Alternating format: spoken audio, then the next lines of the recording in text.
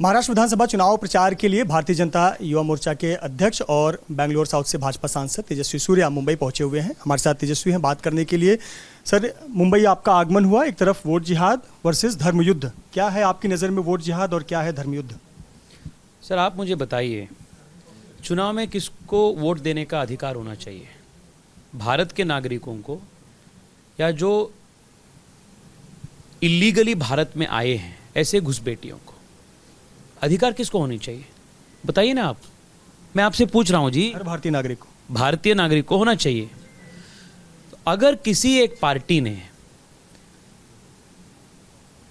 जो इलीगली भारत के अंदर आए हैं, जो घुसपैठी हैं, उनको pan card, voter ID card सब देकर उनको वोट डालने का अधिकार दे रहे हैं और उनको भारत के वोटिंग प्रोसेस में भाग लेने का अधिकार उनको दे रहे हैं, तो क्या इसका विरोध हमें नहीं करना है?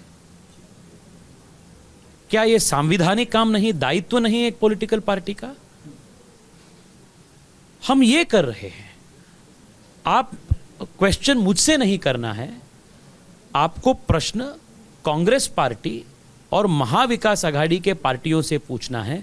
क्यों जो इलीगल इन्फिल्ट्रेटर्स है, घुसपैठियां हैं, उनको क्यों आप वोटर आईडी कार्ड बना के दे रहे हैं?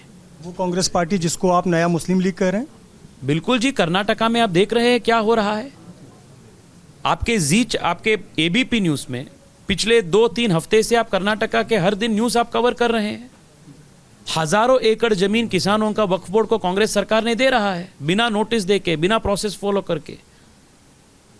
बड़े बड़े मंदिर जो 1000 साल के पुराने मंदिर है, तो इतने पुराने मंदिर कि इस्लाम का जन्म भी नहीं हुआ था, उन सभी मंदिरों को भी ये वक्फ डिक्लेयर कर रहे हैं। और 5-6 जिले में पिछले 10-15 दिन से किसान प्रदर्शन में बैठे हैं।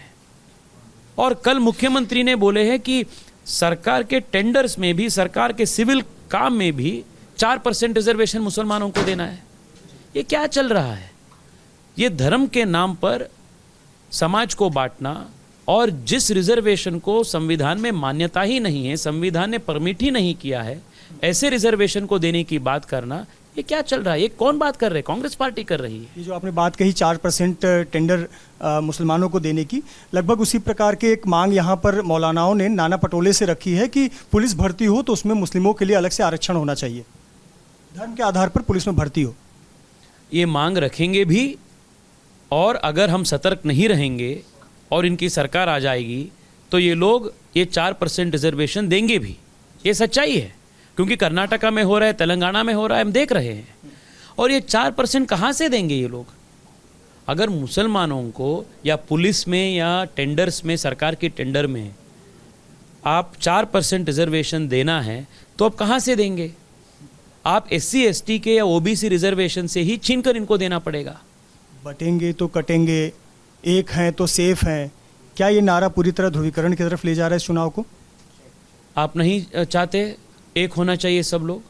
बिल्कुल चाहेंगे।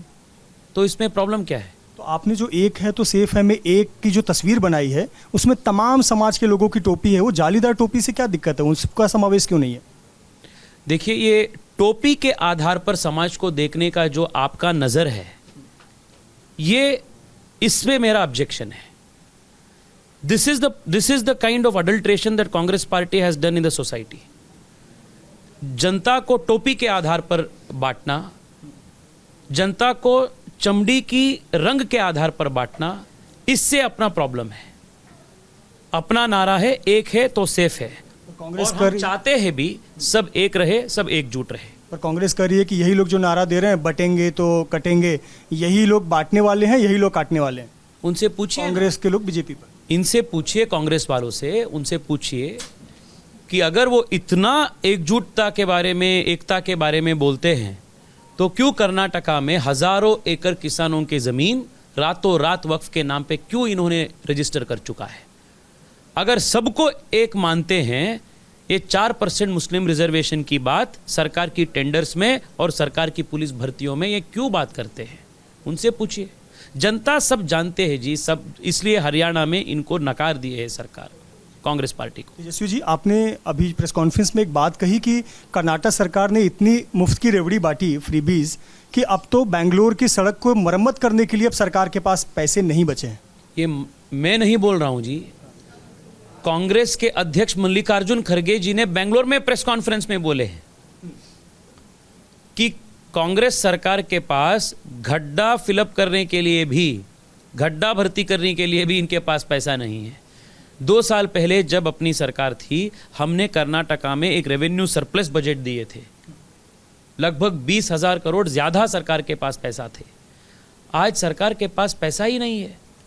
इन लोग एक और लूट लिए हैं, दूसरी ओर ये फ्री में रेवड़ी बांटने की इस पे सरकार के पास विकास के लिए कुछ पैसा ही नहीं बचा। ये कांग्रेस मॉडल है। तेजस्वी जी, इसी मॉडल पर तो अब महाराष्ट्र भी जा रहा है।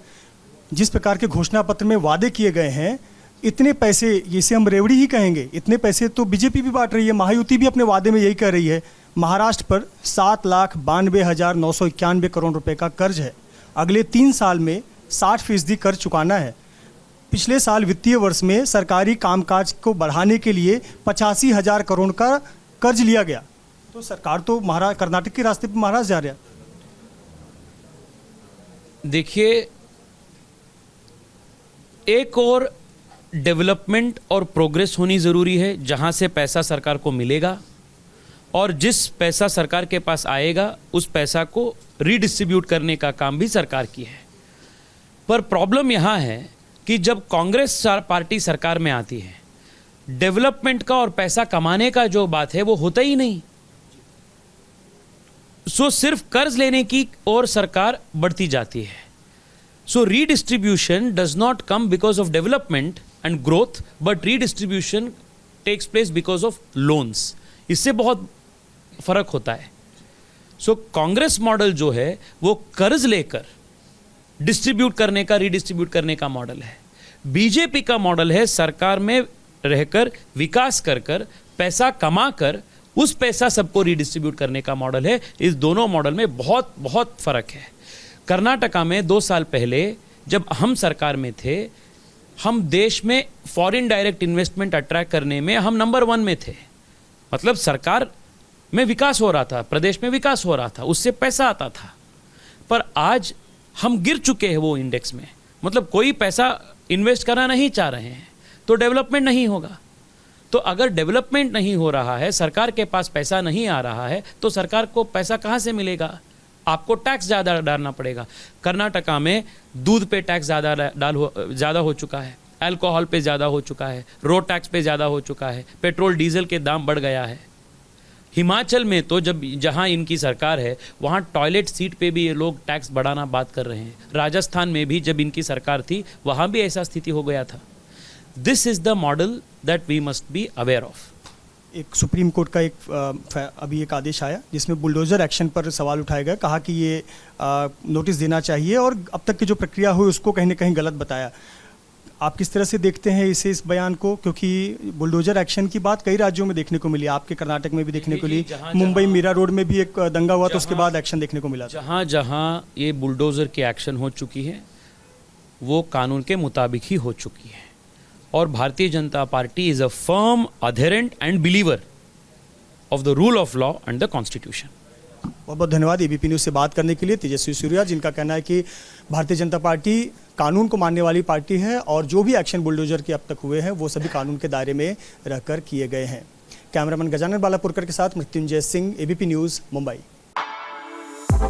For exclusive and insightful videos, subscribe to our new channel ABP Live Premium.